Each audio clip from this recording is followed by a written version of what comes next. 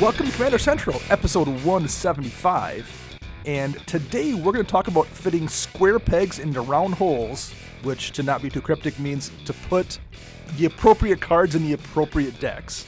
I'm Dana. I'm Max. I'm Chris. And I'm Erin. Erin Campbell, welcome to the podcast. How's it going? Good. Thank you for having me. I appreciate the way that you invited me, Max, by having your friend ask me to come on the show.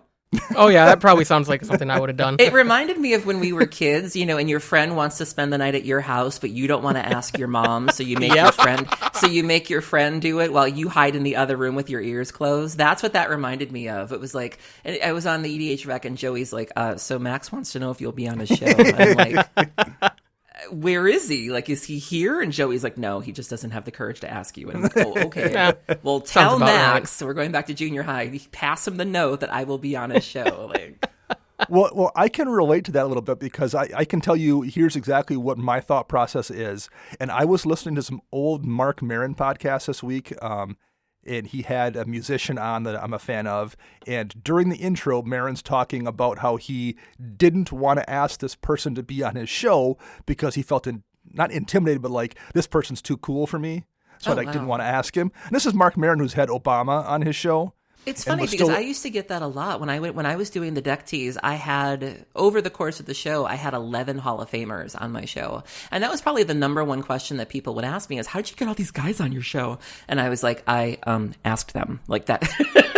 You know, like, it wasn't that big of a deal. Like, Magic personalities, you know, when you're just, you know, visible personalities in general, obviously love talking about themselves. And, you know, we forget that just because somebody appears to have a following, they're real people. They still put their pants on one leg at a time. And, you know, honestly, it was never an issue. You know, there might have been some scheduling conflicts. You know, I remember it was a little difficult getting Reed on the show because he had Pro Tours to deal with. And so trying to find some time in between events was a bit of a problem. But I never had an issue. Like, there was never a feeling of, like, somebody being better than me or me not being worthy. And so I find it so fascinating because that's never been a problem for me. I've always just been like, hey, come on my show. And people are like, okay. See, I 100% get those weird things where I'm like, man, am I overstepping here if I ask somebody?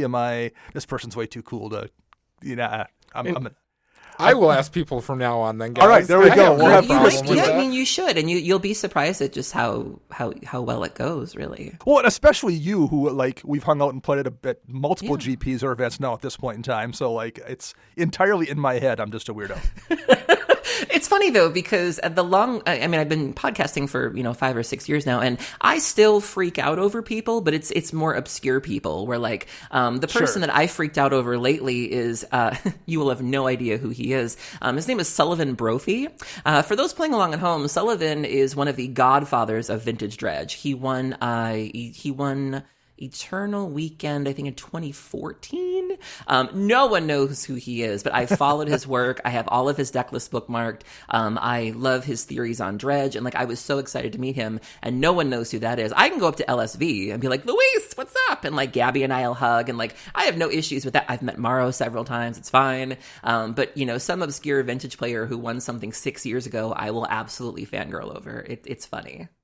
If it's personal to you, I think that's where things get kind of weird. If it's like somebody that you really kind of personally admire, that's where things get strange for me. Yeah, totally. And I think you just kind of get numb after a while. Like, I think one of the, dangers of content creation, for lack of a better term, is that you have to keep reaching higher highs, where it's like when you've been in the game for a while, you're like, oh, no big deal. Someone from Wizard said hi, because you've been in it for so long. But, you have to keep finding new things that give you butterflies, and with Magic Mike's last year, it was, we funded a Kickstarter. Like, that was huge. And so I also got to be on the pre-release. And so it's important to keep finding new goals that you can reach for and achieve. Otherwise, you will get jaded and you will get numb, and then you won't have fun anymore. Absolutely. I can think of only one person that I wouldn't ask, and you guys would have to, and that'd be Cassius Marsh, because if I asked him, I'd be like, so, tell me about the NFL. I have lots of questions for Cassius, but none of them have to do with being on a show. Oh, it's beautiful. So you mentioned Magic Mike's, so why don't you can talk about that here just briefly, because that's where everyone currently mostly knows you from, right? Yeah. So I've been podcasting for a while. My first show was called The Deck Tease. It was an interview-style podcast that I did for a little over a year. People described me as the Terry Gross of Magic. I would have people on, and we would have very candid conversations about their personal lives and their Magic lives and things like that. And then after that, I launched an all-female roundtable show called The Girlfriend Bracket, which went on for a little over a year as well. And then after that, I started my current venture, which is Magic Mike's, which I do with Evan Irwin and Ruben Bressler. We're going on about 5 years just with this show right now. And it has been a wild ride, and we've been given so many incredible opportunities. And I've also been on the pre-release with Loading Ready Run. I've done 3 seasons of the Vintage Super League. I did the Community Cup in 2014. I did the Community Super League too. I stream in my spare time as well. And so I've been pretty visible. I've dabbled in all sorts of different things, and now I'm pretty high on Commander, and that's where my heart is right now. I think that Max is the person that actually first introduced me to you via Girlfriend Bracket. Yep. Several years ago, when I was looking for a podcast to listen to, I was just, looking for something else, and he suggested it, and I immediately got hooked. And then you closed that down at about episode 100. Is that what it was? Yeah. So it was really just a good time. We ended the show mostly for personal reasons. So Katie, one of our beloved co-hosts, was in veterinary school, which she has since finished, and she's now an official doctor, which we're so proud of her for. But we were getting together. I'll never forget. We were getting together to discuss the new year, because we just kind of crossed over into January, and we were like, what are our goals, and what is our Patreon going to look like? And she was like, I'm going to be completely honest. I'm starting my 3rd year of vet school, and I'm just not going to have time. And so we were faced with the choice of either replacing her, which we didn't want to do because chemistry is a thing. And also there was also the choice of just removing her altogether. And we felt like we had started this thing together. All of our faces were on the merchandise. We didn't want to do it without her. And we also had things in our personal lives where, like, Chris was looking into transitioning. Hallie had picked up this job with Card Kingdom. I had a boyfriend at the time. And so we felt like it was just sort of a natural thing of, 100 episodes is a great way to go out. We've achieved a lot, and we wanted to end it the way we started it. And we're still friends. We all still talk. I see Chris pretty regularly. People still ask about the show, which is crazy. I think that's the ultimate dream as a content creator, is to have content that people still talk about years after it's gone. I still get people that are asking me when the Deck Tease is coming back, and I'm just like, what? And so if you can make an impact on like that, I think that's awesome, and it's great that people still remember it. I still see stickers out in the wild on deck boxes, and it's cool that we were able to make an impact like that. Yeah, it really stuck with me because that was the first Magic-related thing I listened to where at some point during the cycle of podcasts, I realized I didn't really care if you talked about Magic at all. I just enjoyed listening to all of you talk. Thank you. So yeah. that was kind of an amazing thing to have that realization, and I think is pretty special in this game. Yeah, that was the goal of the show. One of the best pieces of advice I ever received about content creation came from Marshall Sutcliffe, and he was like, when you start something, establish very early on like what you're doing, and then just stick with that. And so we wanted people to feel like the goal of the Girlfriend Bracket was we were reclaiming a negative phrase. The Girlfriend Bracket used to be a derogatory phrase that grinders would say when they would refer to like the X2 bracket or the X3 bracket. They would say, oh, I'm in the Girlfriend Bracket, implying that only girls do poorly, and more specifically, right, those girls are girlfriends. And so we wanted to reclaim that, and we wanted to make that a really happening place to be. You wanted to be in the Girlfriend Bracket. You wanted to kick it with us. We wanted you to feel like you were in the car with us when we were going to events, because Chris and I have the dumbest conversations when we're traveling to events. We'll talk about Selena. I'm not talking Gomez. I'm talking OG Selena. We'll talk about Selena. We'll talk about kissing. We'll talk about lint rollers. Anything's on the table, and we wanted people to feel like they were in the car with us. And so we also knew what our lane was. We knew that we weren't Pro Tour winners. We weren't going to try and pretend like we had some great advice to give you, but we knew that we were fun, and we knew that we understood, the game of life, and that was something that we could definitely talk about. And so I think we did a really good job of just sticking to what we were good at, and that's why the show did so well. Sorry, I was trying to give Chris a signal saying jump in because he had a question. It was not. It clearly didn't. My hand signals didn't translate. No, they didn't. I was like looking at you. I'm like, huh? Yeah. Well, you forget I have such horrible eyesight, so I'm like looking at you in the face, like, what? All right. Okay. I mean, if it makes you feel any better, I didn't even know Chris was here until a minute ago. I thought it was just the 3 of us. Oh, harsh. So now I first met Erin. would have been Minneapolis? Minneapolis. No, it was Madison. Was it?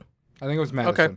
I remember that we were doing the limited GP there, and you guys were sitting down playing with someone, and I'm talking with you guys. And a buddy of mine from team comes over. He's like, "Oh, how do you know Erin Campbell?" I'm like, "I don't even know who she is."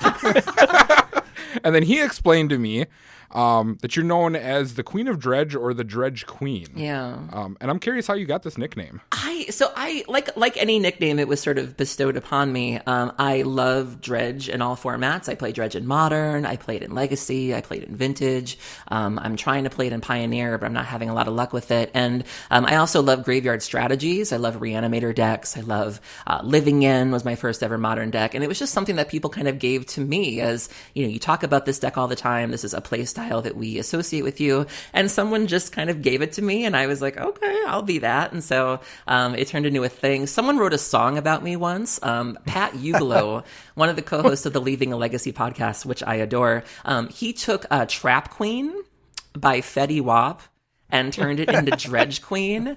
And it's completely brilliant. I think I have the lyrics around here somewhere. But it was just, it's just something, like I said, I think any good nickname is given to you. And of all the things I could sort of be known for, I mean, there's nothing wrong with that. So, so I will absolutely be the Dredge Queen. It's fine.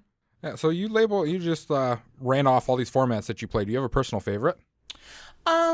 It's changed a little bit. There was a time where I really, really loved Modern, and there was a time where I, enjoyed Legacy, and then I kind of went through my Vintage time. And Commander is really where my heart is right now. I don't get to events as much as I used to, but the events I'm traveling for now are pretty much Commander events now. And I'm looking at my plans for the next year, and I really just want to go to the next Commander Fest. I want to know when that's happening. And so really Commander has my heart right now.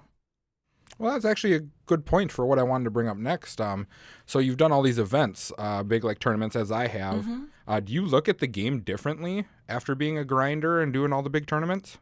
I do. I think that, coming from sort of a competitive background or a trying to be competitive background, I definitely appreciate that there has to be a time for fun. I don't know how someone can be competitive all the time. And so, I think it's really important to have an outlet to just have fun, because I had tried to just be on all the time, and it wasn't good for me. I wasn't a good person. I certainly wasn't a good opponent. And so I think that even if you are somebody who, thinks of themselves as a spike or somebody who's trying to be competitive, go to a pre-release and build something stupid, or go to a Commander game and build a $30 deck and just have a good time. I think people really need to have fun, and that's something I never would have dreamed that I would be the Commander girl. Like, if you had told me 5 years ago that I would be that girl at spoiler season that's like, this will go great in my Vela the Nightclad deck, I would have never believed you. I would have been like, I'm not gonna be one of those weirdos. Like, it was just something I didn't even think about. But now, and I kind of ran into this the other night too, when I was doing the early access event, so many of the people that were participating in it were like, yeah, we're going to crush it. And it's like, you're going to go 15-0 in a tournament with no prizes where none of us know what the cards do. Like, what is your life? Like, I don't understand. And so, I just don't get these people where they're just on all the time. Everything, they got to crush everything. Like, I just don't think it's healthy. So, you got to have fun. And I think that's something, Commander in particular has really taught me. Yeah, I know I've definitely gone through that whole, oh, I'm dead, I'm done with this tournament grind. I know, like, this year I have no tournaments planned. Mm-hmm. I just can't physically do it anymore. Yeah, and I mean, there's times, when I was trying to qualify for the Vintage Challenge, I was on for that, but I still had my outlets. I wasn't just all competitive all the time. I knew that there needed to be windows and breaks where I could do something kind of lulzy, and I think that's really important. You gotta have some time for fun. True. So now your heart is within the EDH community. Mm-hmm. And I'm curious who or what actually drew you into playing this wonderful singleton format? Honestly, it was just the fun aspect of it. I was doing the competitive thing. I was traveling to GPs. I was playing in PTQs. And I just wasn't having any fun, quite honestly. And so I wanted the social aspect back. I wanted the fun aspect back. I wanted the chance to play cards that you would never see, at a PTQ table. And my first couple experiences playing Commander were actually quite negative, and so I was not liking the format for a while. And it wasn't until I found people who felt the way that I did about Commander that I really started to enjoy it. And now I have 7 or 8 decks. I just took apart 2 so I could live with myself. And it's just been a wild ride, just meeting people that feel the way that I do. I was at Command Fest DC, which was incredible. Command Fest Chicago, which was incredible. It's just been a lot of fun, and it's just such a relief from what I was doing before. So you just said you took apart 2 decks, which hurts my soul so much. But Well, I had 9 decks, so don't cry for me, Argentina. There's a lot going on. That's fair. I'm the guy that only has 4, so... I think she needs to sit down and have a talk with Dana over here, Mr. 13 decks or whatever. I'm at 11 right now. I was close for just guessing out of the blue. Is there a cap? Because I've been asking people that. What do you consider to be too many decks? I've definitely found I have too many to play them all well. Whatever the cap is, I have too many, at least for me, to mentally keep track of what deck does what. Okay, that's fair. One thing I actually made it a point to do this year, and I've started doing it. I've got it done in 3 decks. Is I've made a little cheat sheet that I put in my deck boxes that I pull out and remind myself, play this deck slow. Make sure you do this, 5 little bullet points, because I found myself just going full speed ahead with every single deck instead of kind of playing them the way they each should get played, just because with that many decks, mentally I was just not able to reflexively remember how each one played. Oh, I'm curious absolutely. what his bulletin sheet says in his Glissa deck. Is it 11 p.m.? Don't play don't after play. 11 p.m. I'm just imagining Dana, when he lifts his arm, he lifts the sleeve of his shirt, and the answers are on his arm. It's like Memento. I've got it all tattooed on me. So of your remaining decks, Erin, which one is your current favorite? Oh gosh, it's probably 2. I really love my Muldrotha deck. It's just so me. I love the toolbox aspect of it. I love every single card in it. It plays so differently. It just feels so good. I'm a big fan of juju and feelings. And so, some people can give you data. They're like, I minimize this to the blah. I don't know anything about that. For me, it just feels good. If it feels right and it feels good, I will absolutely do it. And my Muldrotha deck just feels good in my hands. I love the interplay. I'm always finding neat things. I just feel so confident. There's just nothing I can't do. I love the character of Muldrotha. It's just very me. It's just sort of peak me, and I just love it. But I also love my Queen Marchesa deck as well. I've tuned them both pretty tightly, and it's funny, I was playing with someone the other day in Command Fest Chicago, and he was a Magic Mike superfan, and he said the funniest thing. He goes, "You've had that crown for a while." And I was like, yeah, that's the plan.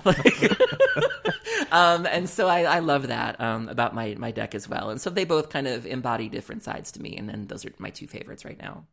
Yeah, I can definitely say playing against that Queen Marchesa deck is a lot of fun and challenging all at the same time. It makes me play my top tier Magic. Rest in peace. Yeah. That's So all you gotta do. I bring them out for different reasons. Marchesa I tend to bring into more wide open pods where I don't really know what I'm going to expect. And they both tend to be kind of fun police in their own way of I won't let you I'll let you have some fun, but if you fly too close to the sun, I'm going to have to cast a Settle the Wreckage on your ass. And so, I like that sort of aspect of Commander of kind of policing the table, but not to a constricting degree. And that's why I play Mogus. Yeah. Police me all you want. You also mentioned you're just starting to kind of start brewing more decks. I know in the past you've mentioned using Commander's Quarters deck list to get started with. They're so dangerous. Oh, yeah, I completely agree. Do you have a process for how you build your decks now? Do you start with the general, or do you start with a concept and work out? Yeah, so I've only ever really built 2 decks so far. So typically what I do is I'm a net decker, which I feel a lot of shame about for some reason when it comes to Commander. Do not feel shame about that. When I was at Command Fest Chicago, they had asked me and my friends Tappy, Ashley, and Ben if we wanted to do an on-camera Commander match. And I felt really bad because I was like, oh my God, I'm going to have this net deck and they're going to judge me. And I was like, oh God. And I couldn't do it for some reason. And so normally what my process is I will start off with a net deck with a shell, and then I will kind of replace the cards cards I don't like with cards that I do like. And that was the case with my Marchesa deck. My Marchesa deck was a list that Saffron Olive like slipped into MTG Goldfish. He didn't advertise that he built it or anything, but I found it one day, and then I kind of tweaked it to a point where it is now where I really, really love it. But I just recently built a Rakdos Lord of Riots deck, which I'm really proud of. I just wanted that one to be really flavorful. I wanted a lot of Rakdos cards in it. I really wanted to lean on the demon aspect, which I'm sure we'll talk about a little bit later. And it's kind of fun. It's nowhere near where I would like it to be, but it makes me feel good. It makes me feel very Rakdos-y. I love to tell people that I'm taking them to the circus when I play, so it's definitely doing its thing. My current obsession is Sharoom. I'm building a Sharoom deck from the bottom up, and it's very fair. I decided that I wanted... There's no such thing as a Shroom deck that's fair. Is it running 0 artifacts? Because then it would be. I have 42 artifacts. That's totally not fair. Well, and that's the thing. I don't like sort of broken Commander. I try to keep it very fair if I can, but I wanted Sharoom to be more about the value and not necessarily casting Bitter Ordeal and laughing at somebody. So I have a lot of kind of value artifacts, and then ultimately I have God Pharaoh's Gift, so that all of these crappy artifact creatures I had are now 4/4s. And so I built it myself. I've got Vantress Gargoyle in it. I have my Skittering Surveyors. I have my Krark Clan Ironworks. It's just more of a value Sharoom deck, and my friends seem to really enjoy it, and my boyfriend was very supportive, and it just feels really good because deck building is something I was a little scared to do, and it made me feel very vulnerable, and I'm starting to get a little bit more confident and feel better about it, so that feels really good. Well, I will quick throw this out there about net decking. I'm somebody who tends to brew myself, and matter of fact, I get like weird when someone else is playing the same commander as me. It mentally causes me issues.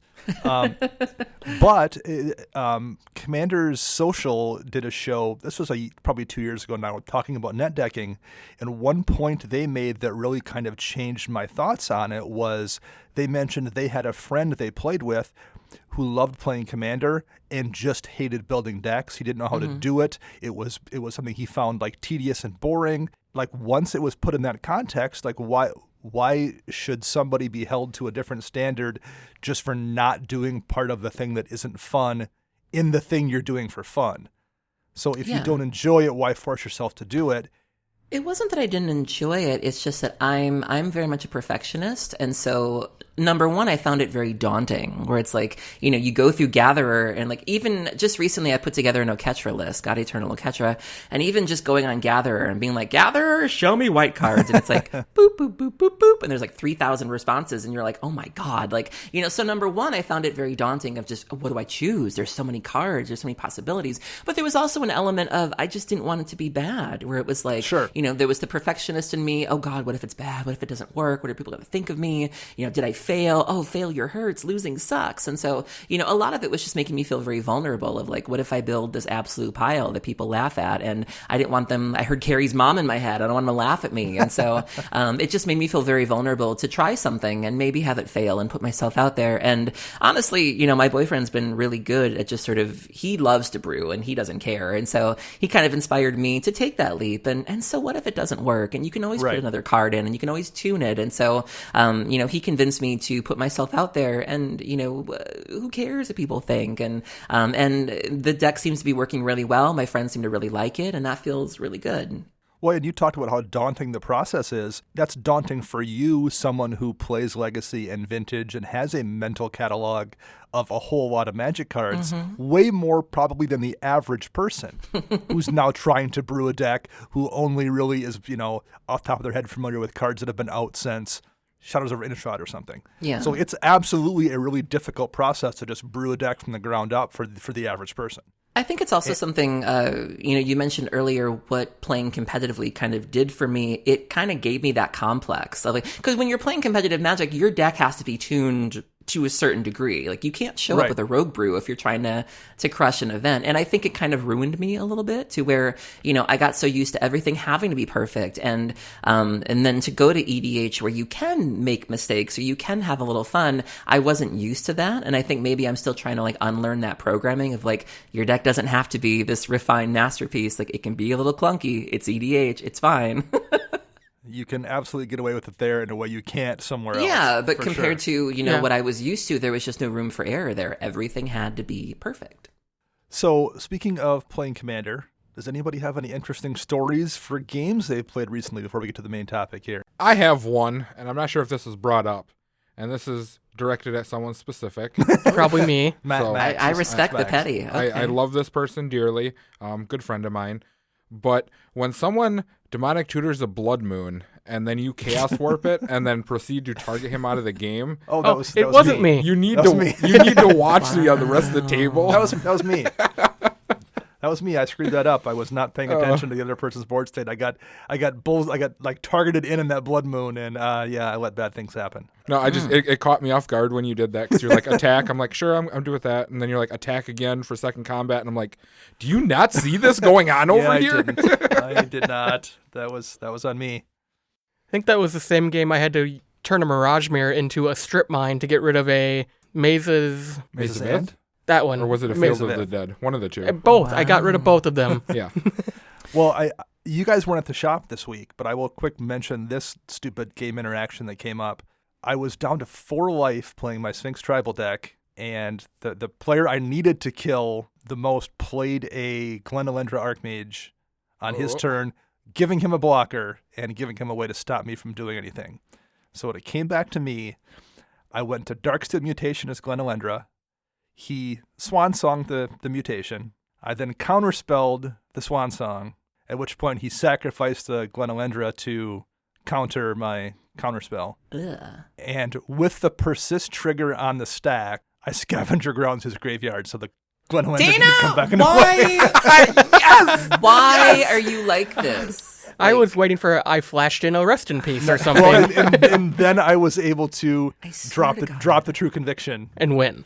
With the double strikes mixes because of these scavenger grounds. I swear to God. I had to. This wasn't in the show notes. Can I just add It was that? not. This was like, oh, hey, I love you, big fan. Rest in peace, scavenger grounds. Like, I had to ask to see the Glenelendra because I'm like, does persist actually hit the graveyard before it goes off? So I had to look and see if I could actually the trigger that goes on the stack. use the scavenger grounds. I'm like, all the pieces are here. This is gonna work. I was so excited.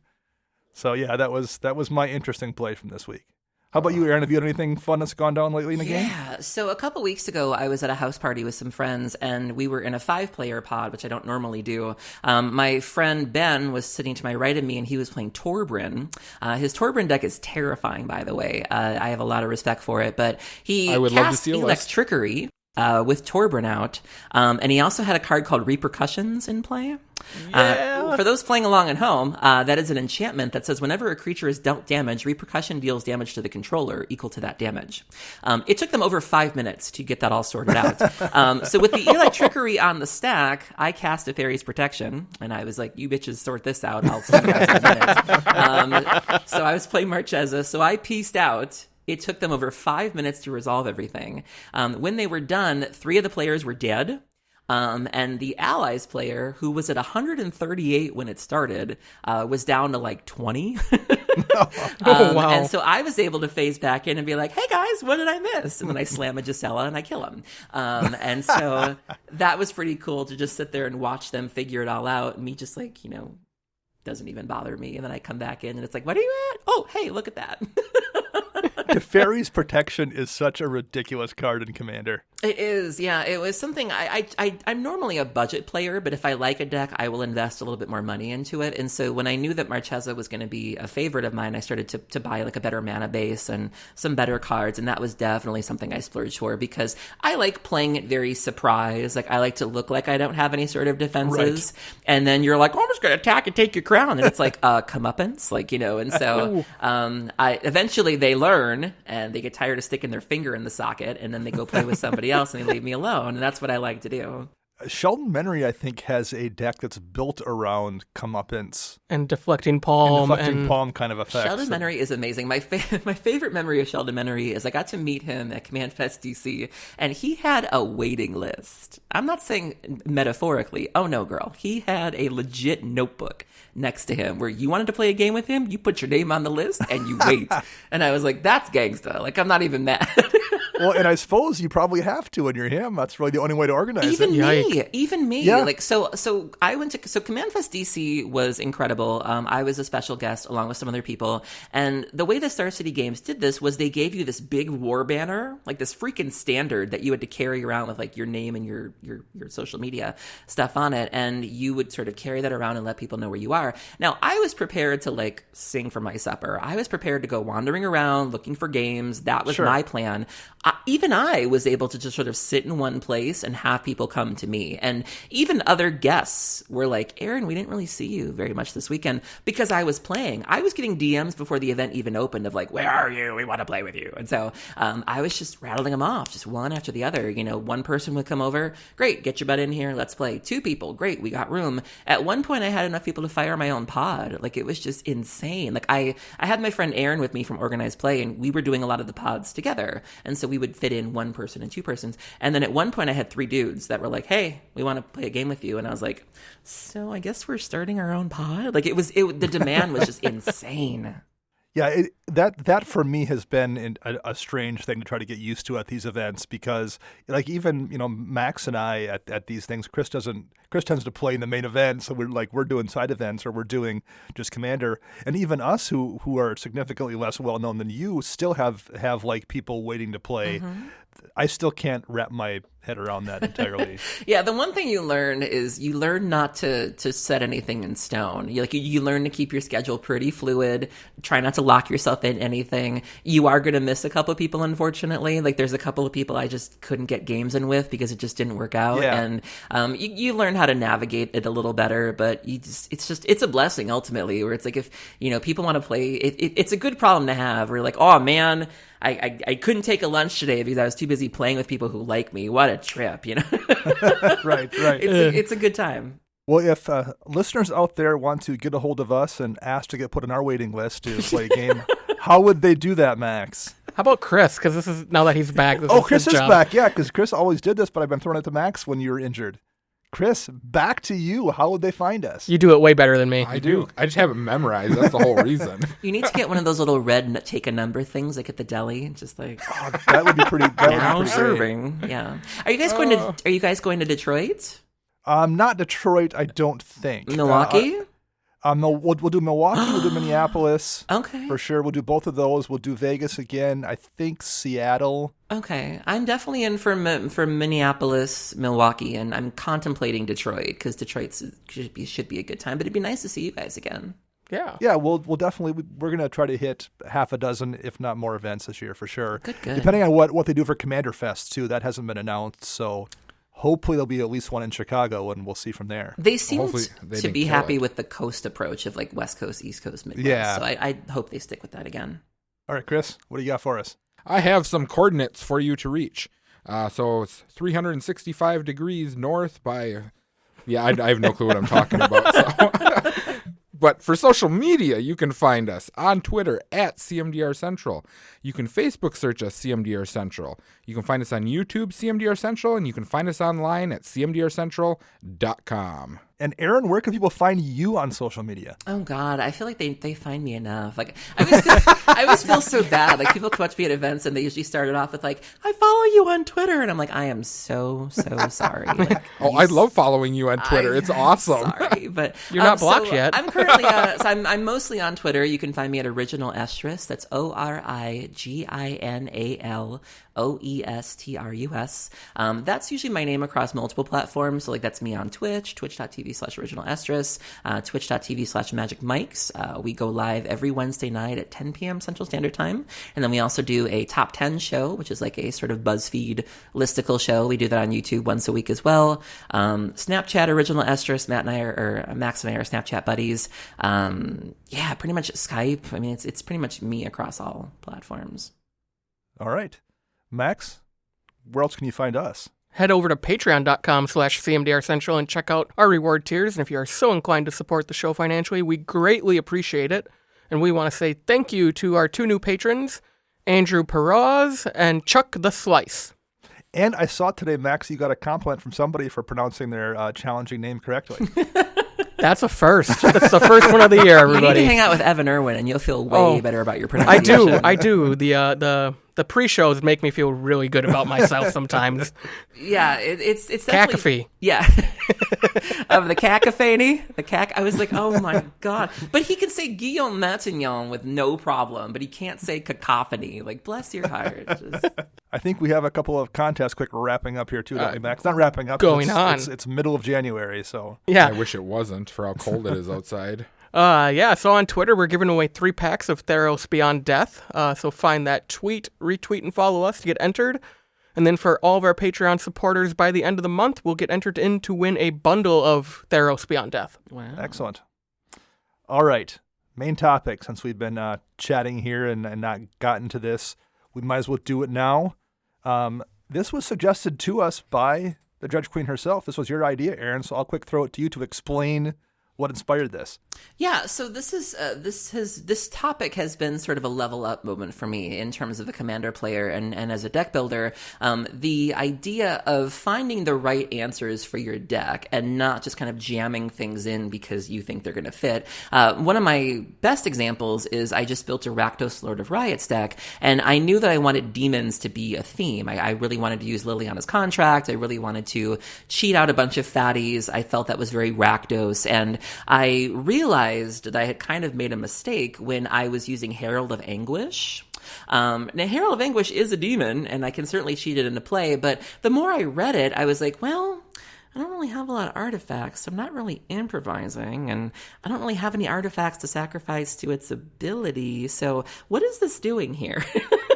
And then I started to think about it, and I was like, you know what? Maybe this is better for a Shroom deck, or maybe this is better for a Brea deck, or something like that. And just kind of thinking beyond the pale in terms of, yes, it's a demon. Yes, it'll work. Yes, I can jam it in here. But maybe I can find something that's a little bit more appropriate. And even looking at my Shroom deck, yeah, there's so many artifacts I can jam in here, but, do they make sense? Does Unwinding Clock need to be in my Shroom deck the way that I'm building it? Probably not. And so, just kind of going a little bit deeper than the surface of just because it's blue, just because it does a thing, does it do the right thing for you? And I'm really enjoying going back and looking at all my commander decks and just cards that I had initially jammed in there, really finding cards that are better tailored to my decks.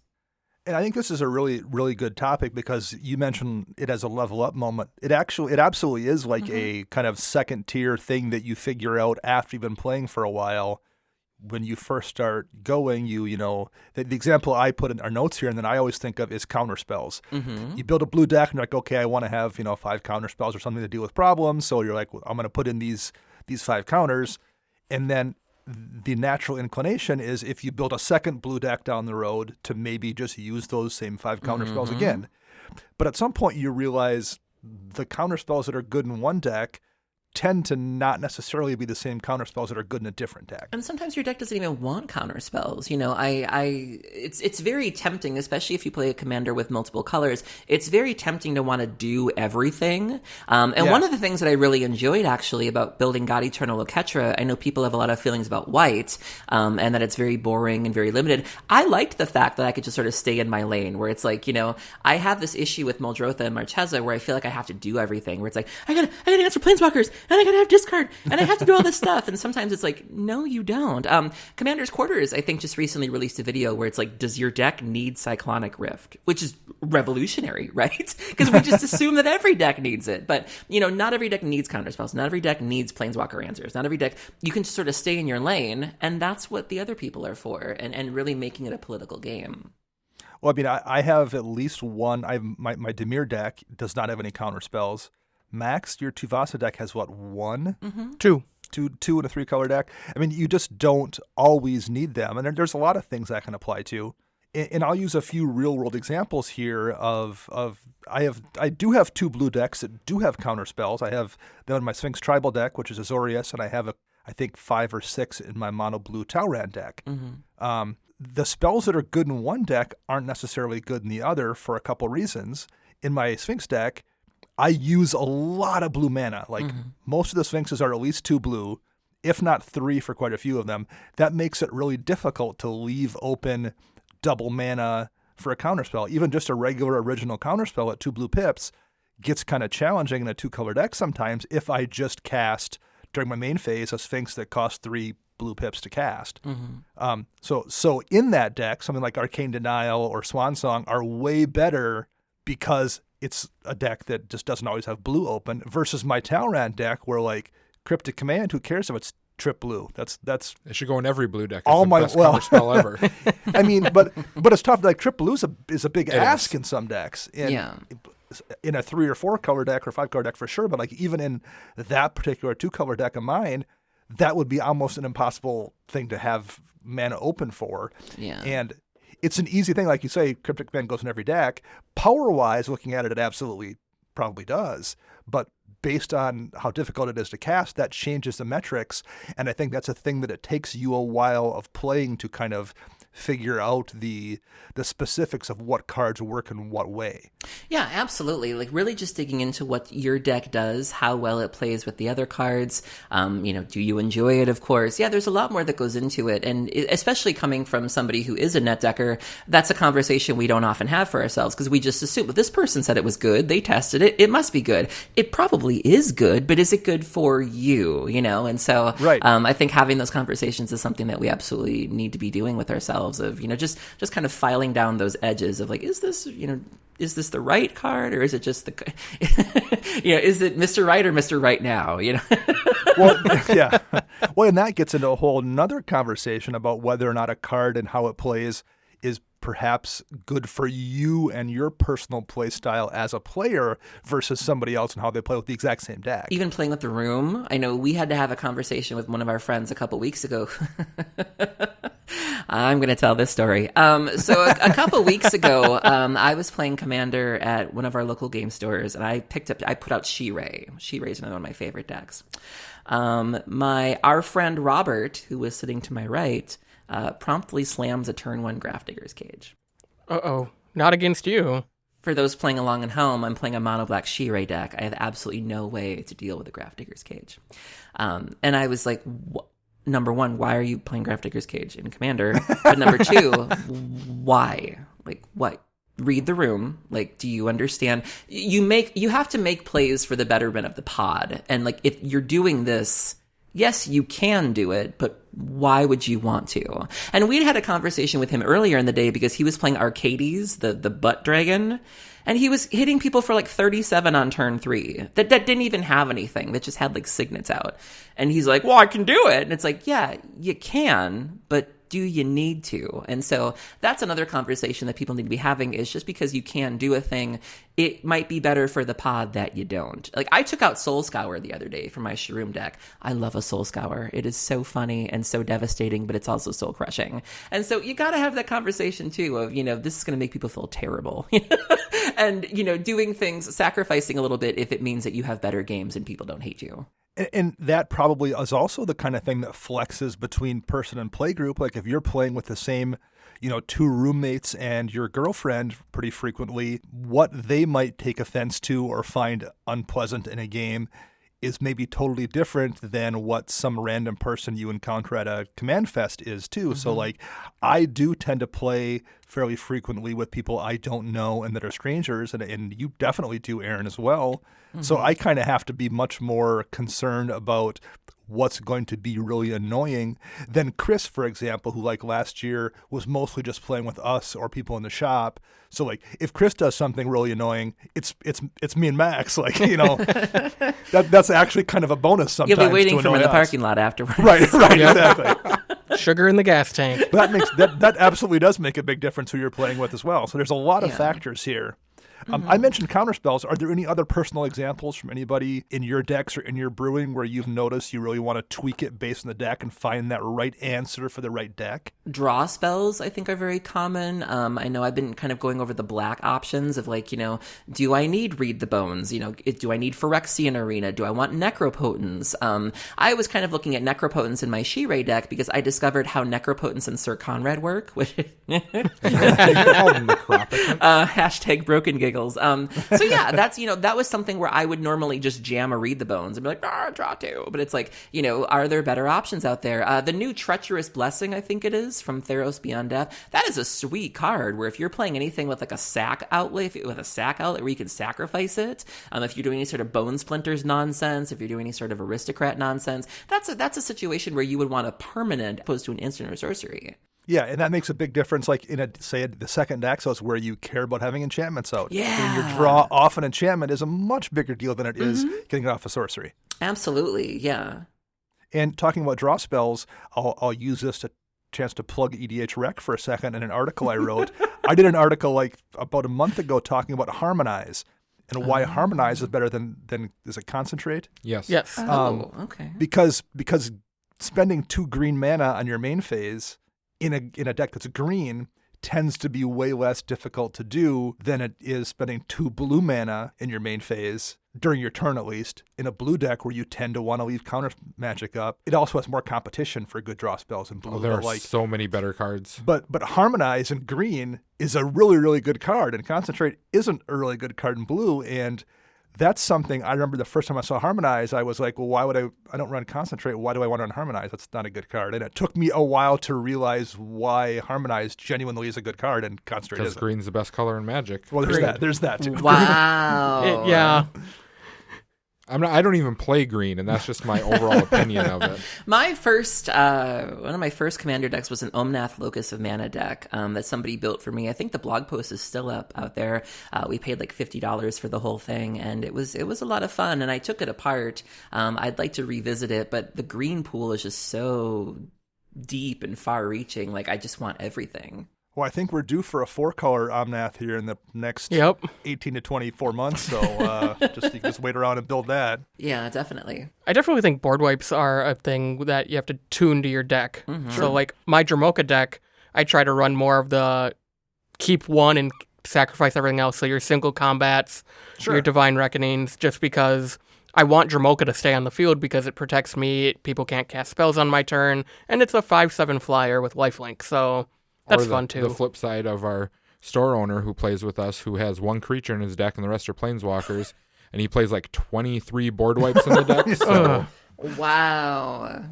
Yeah. But, I mean, it makes sense in that deck. Like, logically, I mean, it's annoying, don't get me wrong. Yeah. But, like, in that kind of deck, if you're building that way, like that, you're going to run more board wipes in a Yeah, I mean, that was the point Exactly. of the Zancha deck. If you look at the Zancha deck that Commander's Quarters built, that was a very creature-light deck. It ran maybe 4 or 5 other creatures besides Zancha. But the point was that you would clear the board so that Zancha was the only thing out there. And so you were running things like Languish, that wouldn't kill her. You were running like Yahani's Expertise, these sort of -3, -4, because she's a 5/5, or you were doing the Reaver Demon, anything non-black dies, but she's black. And so it's also interesting how decks can teach you different things. So I learned a lot from my Zancha deck, even though I just recently took it apart, in terms of, finding board wipes that don't necessarily screw you too. And, that's something I probably wouldn't have learned if I hadn't played a deck like that. I would probably still just be like, Navinral's Disc and everything, just, not thinking about things like that. But, looking at a deck like that and going, okay, maybe I need to tailor my answers a little more.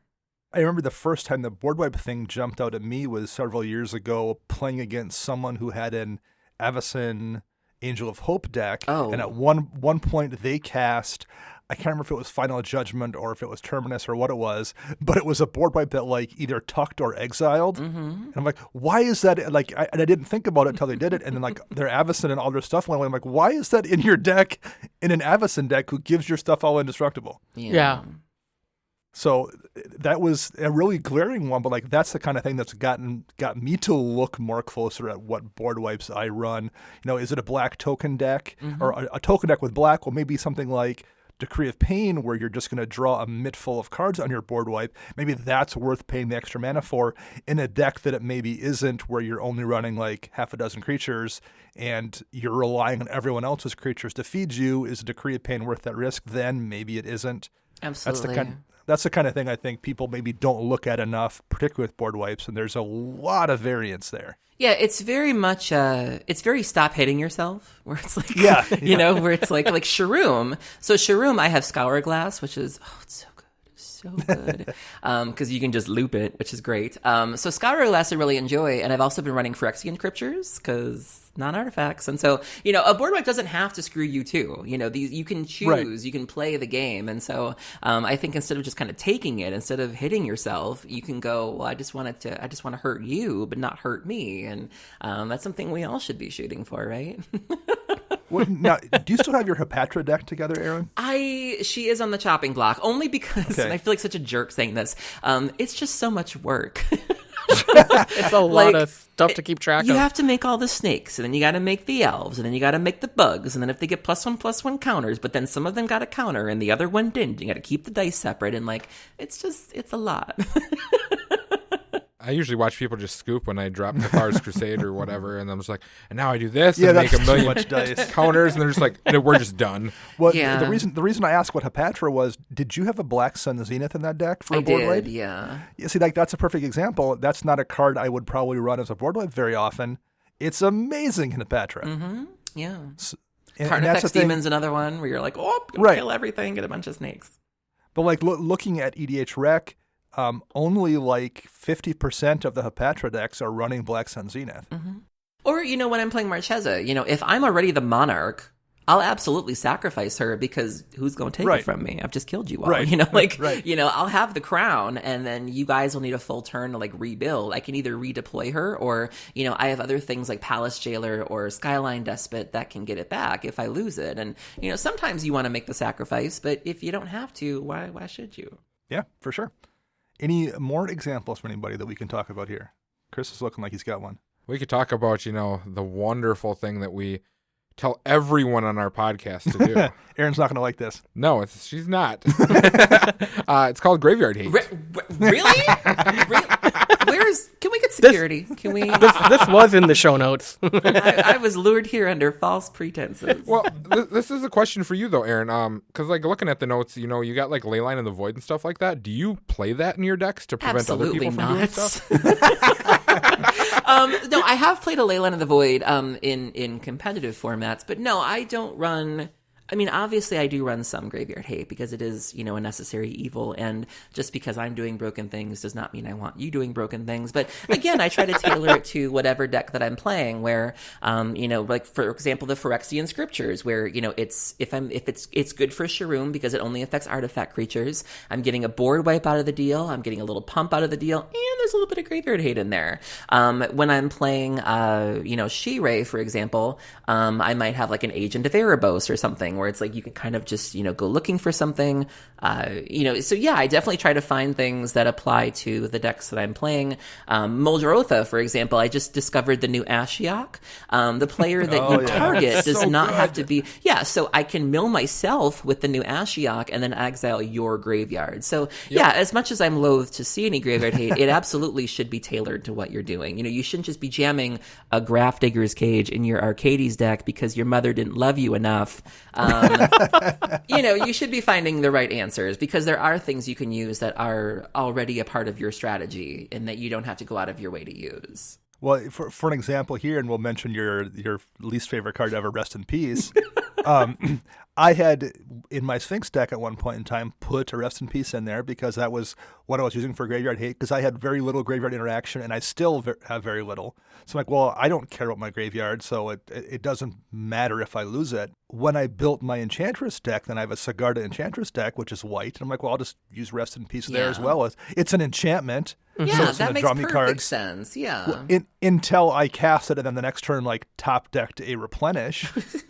I'm like, oh, well, I guess this maybe isn't as good here as it is in my Sphinx deck because I just lost 9 enchantments. So I've then switched to, I think I have a Scavenger Grounds in there if I'm desperate, but I don't have much in the way of Graveyard Hate in that deck because You're going to win. Well, and because mostly I'm not running any artifacts, and a lot of it is artifact based.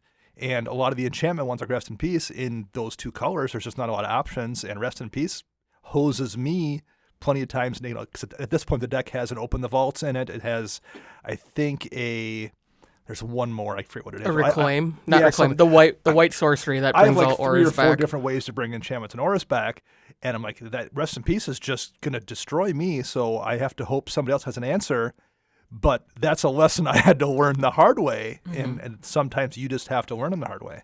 Yeah, I mean, you brought up you said it perfectly. If you're playing an Enchantress style deck, whether it be Daxos or whether it be Tuvasa or whatever, Rest in Peace fits in really, really nicely in there, and probably even Leyline of the Void too. But if you're just running something like Thalia, why? Right. You can play a Containment Priest. You can play, something that just is better suited. Maybe that floating cleric that has like a Tormod script attached to it. There are things that are just better fits for your deck, but sometimes you get a little blinded and you just don't go deeper than you should. That's why Nihil Spellbomb is the best one to use. Just replaces itself. Just target one person. Just be like, no. Well, and you know what though, like Erin talking about that Grafdigger's Cage on turn 1 that you don't have to. Nihil Spellbound lets you pick the threat and deal with the threat and minimize collateral damage to other people who are maybe using the graveyard fairly for one or two things occasionally. And if you ever just want to mess with someone, you hit your own graveyard. Just be like, they're just, what's going on? I tend to do that with Muldrotha because you can just keep bringing the Spellbomb back. So finally you just want the value. You're like, I'll just draw a card. It's fine. I mean, I sacrifice an Inglissa regularly to hit one card or no card sometimes in a graveyard just to because something has died on the stack. I'll sack it to draw the card and then just recast the next turn because it comes back to hand. So absolutely. Yeah. And that's an example of Nihil Spellbomb in that deck in that situation. Shroom is probably the same way because it lets you put it in the graveyard and then recycle it back with Shroom. It gives you some additional plays there that you might not get in some other decks. Yeah, absolutely. The ability to recur it is really, really important. And, card advantage is good. But if you're not playing black, or you have no reason to, you're not going to get as much out of it. Maybe you have other ways of card draw. You just don't really need it. And then, I would encourage you to explore other options like a Bojuka Bog or a Scavenging Grounds or the others I don't admit to knowing publicly. Don't want to talk about it too much and get too many people running graveyard. No. Any more specific examples from anybody here? Not that I can think of. I was going to say, I can go with a specific that I have in my deck. What's that? We'll talk about two wonderful cards that I actually play in my Mogus deck that everyone hates. And you actually don't ever see them in other decks. And that's Anima Mishra and Spell Shock. For those of you that don't know, Anima Mishra is a 2-mana artifact that whenever a land enters the battlefield... I'm sorry, I think it's cute that you call it an Ank. It's an Ank. That's what it is. That's a Wisconsin pronunciation. Yeah. Erin's from Wisconsin, too. Yeah, I'm not that way. Although it's funny, my boyfriend likes to pick on me for the way I say aggro, because it can... Aggro?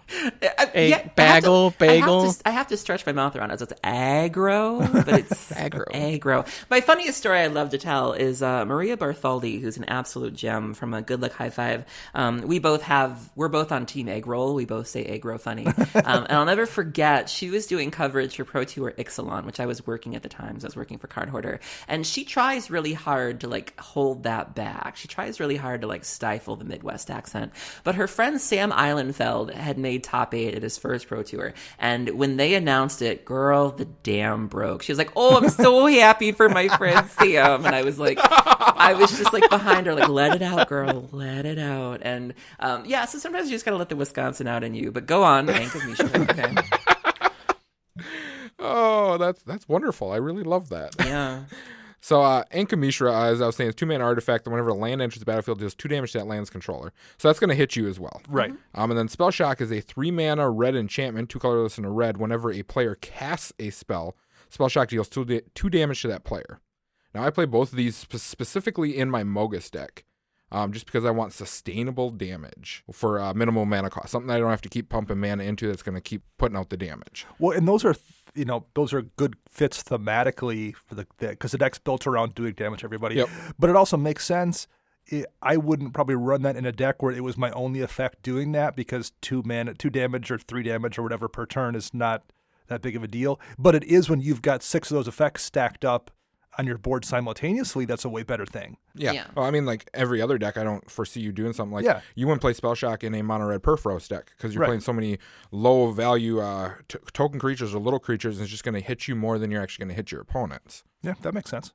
Anything specific from you from specific decks of yours, Max? I used to run in my Dramoka deck Magus of the Moat and Bower Passage. So Magus of the Moat is the creature that is moat, creatures with flying can only attack. And Bower Passage says creatures with flying can't block creatures with flying, essentially. They were more win more, because when you have a deck filled with flyers, you can tend to get damaged through no matter what. Mm-hmm. So they didn't fit. They fit thematically because they talked about flying because it's an all flying deck. But in the end of the day, they didn't progress my game at all. Sure. They just were kind of redundant. And so over time, it's like, well, that could just be a Beast Within or a Generous Gift or another 4/4 Angel, you know? Right. That makes sense. You can also look at it, another category, I guess, that you can sort of tailor make for your deck is your mana fixing.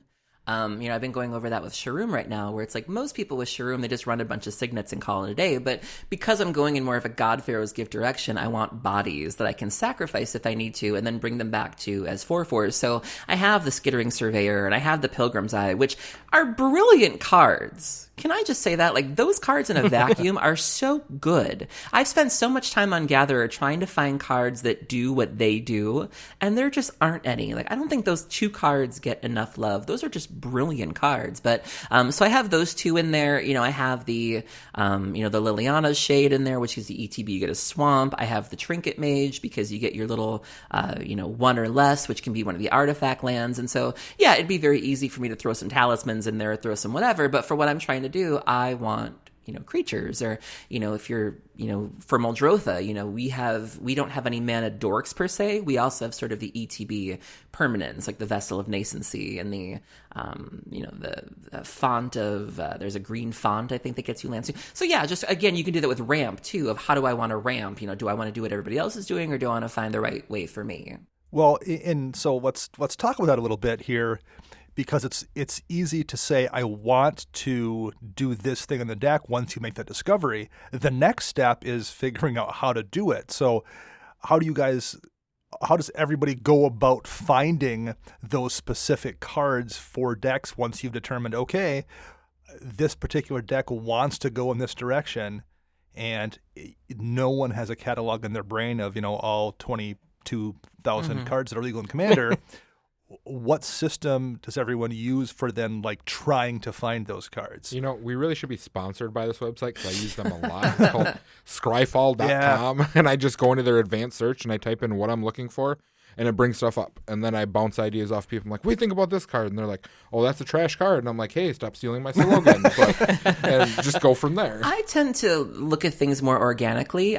I just kind of keep my eyes peeled, like I don't try to go looking for things. I just sort of find them naturally, where, I'll be at an event and I'll just be cruising through the vendors and I'll kind of look through your binder. I'm like, oh, that's a nice little card. Oh, that does what I'm trying to do. It's like $2. Let's pick it up. And so, or I'll click on an article. I'll see an article on Hipsters or on EDH Rec, and I'll see a list, and go through. And if it's in colors I play, and I'll mouse over and be like, oh, that's like that could work too. And so I don't really try. Like, I'm not constantly on the hunt for something better, but if it happens to come my way and it happens to be something I'm trying to do, I'll give it a little shot. But I found I have more success that way when it just sort of happens naturally, as opposed to just constantly not being satisfied and constantly futzing with it. Well, I'll give you a real world example here. And I think this was probably pre-Scryfall, so I'm pretty sure I used Gatherer for this back when. I still use Gatherer. I'm one of those, I don't really use Scryfall. Gatherer still works for what you wanted to do. I mean, comments have been disabled since, 2012, but it still works for doing searches. I play Dredge. You think I'm there for the interaction? Right, that's a good point. That's a good point. But I built a mono white Kemba deck, we're talking like 5, 6, 7 years ago or whatever it was. And so the first thing I thought was, well, are there any things I can do that benefit me for only playing white or only playing one color, and hit everyone else asymmetrically? So I get in Gatherer and I do a search for cards that have the word white in the rule text that are only white cards. So I can block out every other color, show me all the white cards that say something about white. And I bring up the field, and okay, now there's 400 and some hits. And I start going through it, and I'm like, well, a bunch of these are old cards that have protection from white or something. So let's remove that from the list. And like, eventually I could winnow it down to 40 or so cards that I could look through and say, oh, here's an old card called Crackdown that says non-white creatures with power, I think 3 or greater, don't untap. I'm like, well, that's never, ever going to affect me. Mm-hmm. Or, at the time, I think Mass Calcify hadn't been reprinted since it was first in, was it in Alara or whatever set it was in? So it was a card I hadn't seen before. And I'm like, destroy all non-white creatures. I'm like, well, that's amazing in a mono white deck.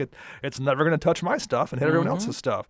So I found a handful of cards that I had no idea that existed just by narrowing down search terms, and Gatherer and Scryfall does that even better. So that's one way you can go about finding cards, is just like looking for what you want to do and do a search for it. I just discovered, I'm always late to the party, I just discovered Metamox.com. Metamox is a site where you can sort of just type in a card, or you can look for a card and it will give you cards that are similar to that one. And I spent a good, couple of hours on that this past weekend, just looking at the dumbest things where it's like, I was like, let's look up Nurok spell soon and be like, boop, boop, boop, boop, boop. And then, my version of the future, by the way, some people want flying cars, all this stuff. I want Gatherer to work like the computers on Star Trek. Like, I want to be able to go, computer, give me all blue enchantments with converted mana cost 2 or less, and then have it do like the boop, boop, and then like it just, but that's what I want. That's the future. That would be cool. That I want, yeah. There is one of those. It's sitting in Wizards R&D is where it is. That's what they're using, yeah. This is what we need to do. We need to know what these other cards are. Yeah, someone gave me one of those like Google eggs that you're supposed to be able to like do something with, and I never took it out of the box, and I was like, can I block people? Can I block people with it? And they were like, no. And I was like, can I look for magic cards with it? And they were like, no. And I was like, it can stay in the box. I actually have one at home, and half the time the only thing we use it for, because it's in our kitchen, to listen to music, but like half the time it's just when I'm in the basement doing something and my wife's upstairs, I just like talk to her through it. Interesting. On my phone and be like, hey, can you bring me down this? Or do we have any of these? Or do we have... Wow. Really enforcing that couple's communication there. So it's basically like to not have to yell up the stairs. That's what it's wound up doing for me. Yeah, we don't want to be in the same room with each other. Right, God, no. right. Yeah, when I was in my early 20s, when I broke my left foot, for everyone who doesn't know, I broke my right foot this time. Wow. So I was in, our basement was down in a basement. Did you really area. break it, or did they break it because of the cards you played? Right, yeah. It's because of a turn 1 Grafdigger's Cage, and you got punished. So I was downstairs in our bedroom, and I had broken like my entire foot, where it wasn't just like one side or another. Oh my God. And so what I would do is I'd take out my cell phone, and I called my wife upstairs and be like, hey, can you bring me this? Can you bring me that? All this stuff. She eventually came downstairs at one point, took my cell phone away, and then went back upstairs. So I grabbed to hold the house phone, because it's back when we had a house phone, and I called her cell phone from that, and then she unplugged the house phone. So I had to resort to yelling up the stairs. Wow. So you could have had one of the Google Pods. You could have just talked right through that. There we go. I probably would have heard that go flying across the room from upstairs. All right. Any other ways? EDH Rec is a great resource. For sure. And, I think it's a good starting point. I'll throw a hot take out there. Sure.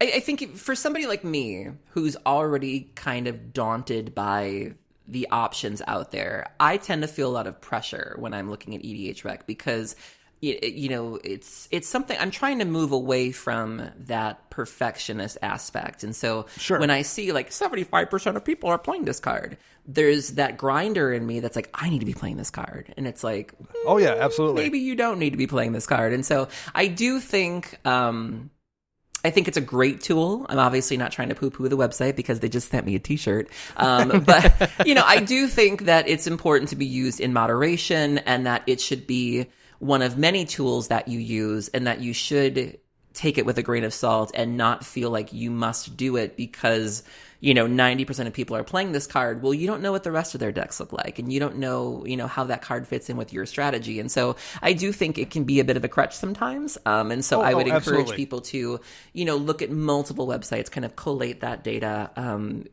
just not put too much emphasis on it, because I know some people that, have tuned their decks just beyond human recognition, which I think is a little dangerous.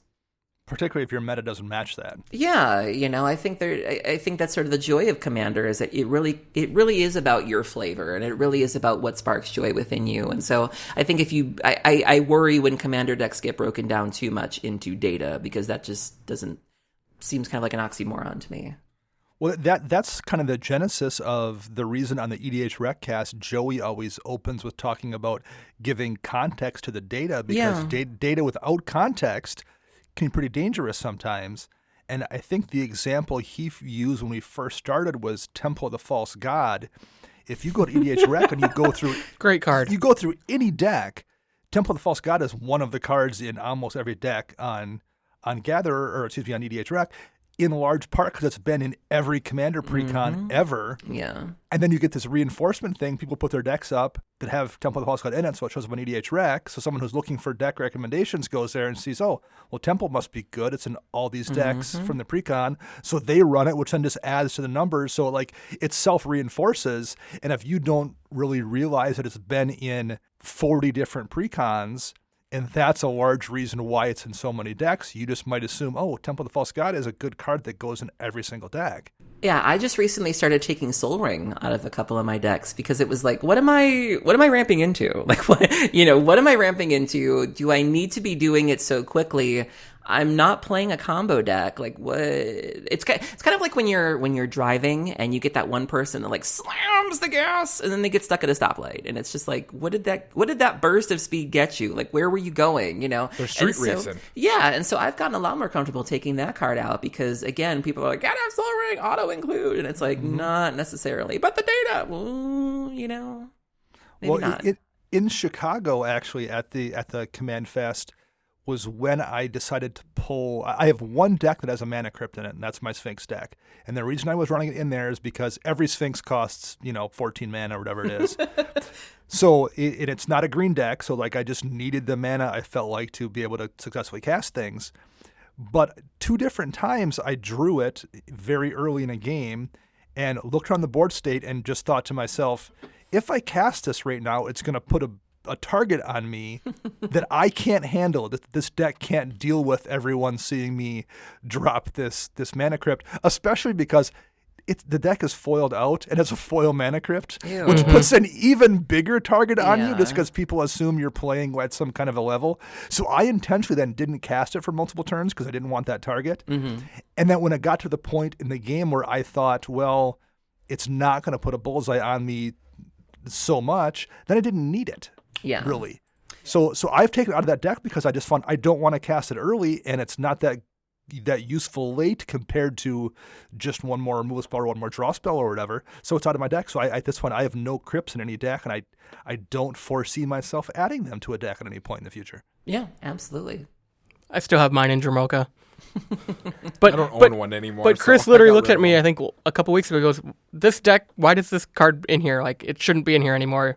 So, at least in that deck too, though, like it's green-white, so you have other ways to ramp, and you are running things on a curve. Like you actually have, 2 drops and 3 drops. I'm playing a Sphinx deck that's all Sphinxes. I have nothing that's not a Sphinx, which means they're all 5 drops or more. So like I'm just not putting bodies in play on the first 5 turns of the game for the most part. And it's a little bit different in your deck where like you can actually utilize the mana and you can do things if people do decide to bullseye you. I can't in that deck. So it just makes people want to punch me in the face, and that's not good. Yeah.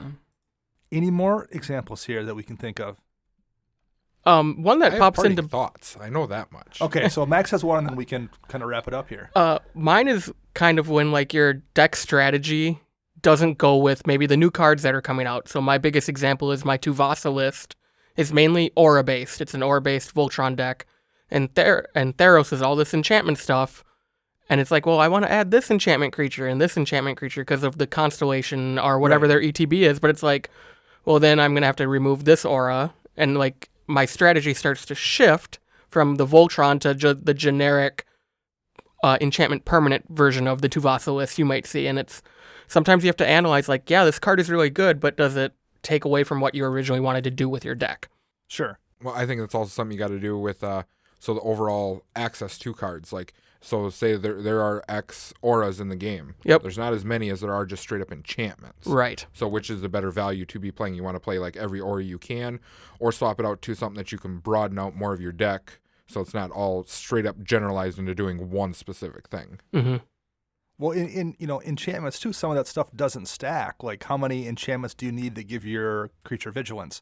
Well, maybe 2 is okay, but at some point, like, well, here's an example. There's a uncommon creature in Theros. I was just going to talk about that. Gives enchanted creatures trample. Is that what it was? There's that one. The one I'm thinking of is the uncommon legendary that it has Constellation that gives a creature a +1/+1 counter and flying until end of turn. Okay. And on the EDH Recast, we talked about that card, and Joey made a good point saying, how much more flying do you need when it's a Voltron commander, one of those auras probably already is giving it flying. Yeah. Is that +1/+1 counter worth it? And trample's the same way. There's the one that gives a creature trample. Well, if you're playing a deck, and usually Enchantress decks are green-white, you may well have Unflinching Courage and Armadillo Cloak and Rancor and the original Nylea possibly, who gives trample. Trample doesn't stack, so like extra instances of trample aren't at all useful. And you want to hit trample, you want to have trample ideally, but like you don't want to have a bunch of extra pieces of trample. So you need to kind of do that math too and look at it and be like, does my deck need this effect? Do I have too much redundancy? Mm-hmm. That's a real thing. Yeah, Yeah. absolutely. All right. Any final thoughts for anybody? I know Chris definitely had something he wanted to say here. Yes, I did. I actually put this up in the notes because something that's been kind of eating at my mind lately because we've been doing a lot of deck techs, talking about like adding cards, swapping cards out. And everything that we've so far gone over today, like for fitting certain cards to themes and all that, it's all stepping stone that leads towards the CDH community. Now, I'm not saying that's a bad thing by any means, but I have actually 2 cards as an example of that you could swap out to kind of lower the power level, but they do similar things. And that is like Furnace of Wrath and Angrass Marauders. Now, Furnace of Wrath is a 4-mana enchantment that doubles all damage dealt. Angrass Marauders is a 7-mana 4/4 creature that doubles all damage that you deal. Now, the two sides of this coin is Furnace of Wrath comes out fast, and you can do a whole bunch of stuff.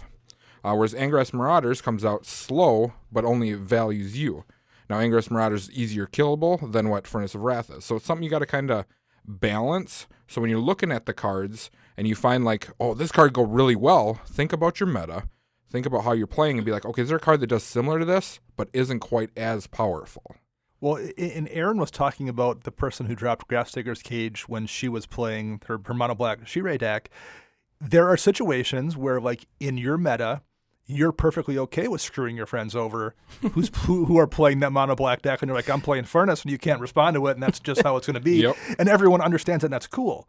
There's also situations where, like, I'm going to be playing with strangers, and I don't want to drop Furnace of Wrath against people I don't know who might be playing a mono black deck, and they can't ever respond to it.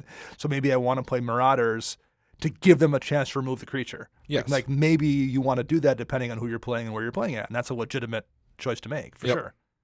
Any final thoughts from Max or from Erin here on this subject?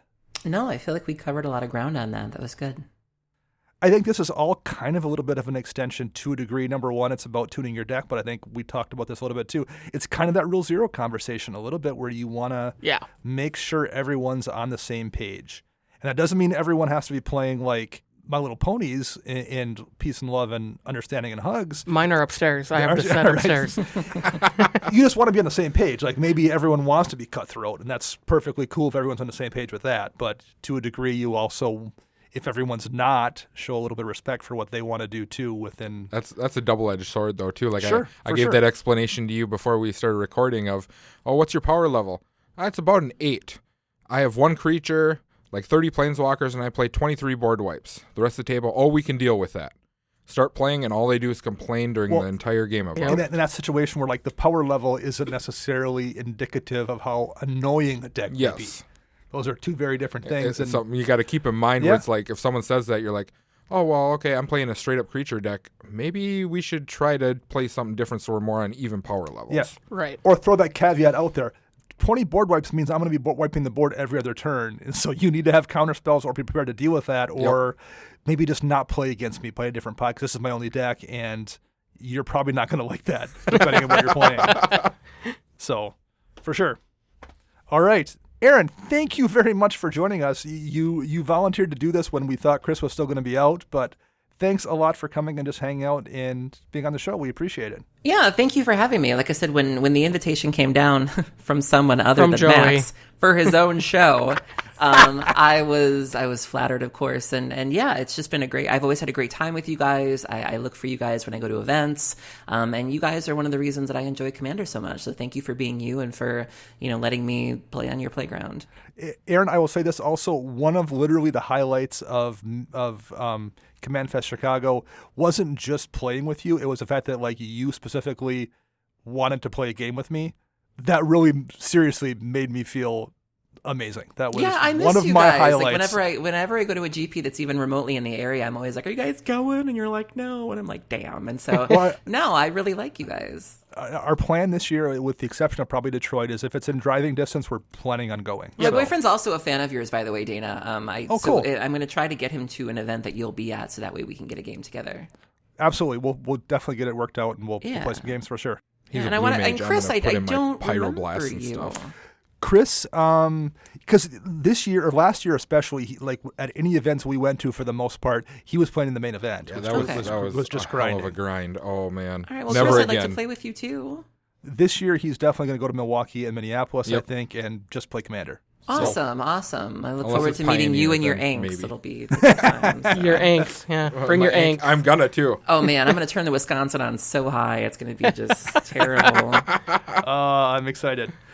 Okay. Awesome. Thank you very much for listening. Our podcast theme is Retro Future Dirty by Kevin MacLeod. It's licensed via Creative Commons. Our show is edited by Rafael Garcia. You can find him on Twitter at Ursa Bearwalker. You can find me on Twitter at Dana Roach. You can find Max at CMBRCentral_Max. And you can find Chris at WiseSquishy1. We will not be here on Thursday this week with a Deck Tech because we're taking a second week off. We took 2 off here for the first of the year break, but we'll be back next Monday with a new show. Until then, I am Dana. I'm Max. I'm Chris. And I'm Erin.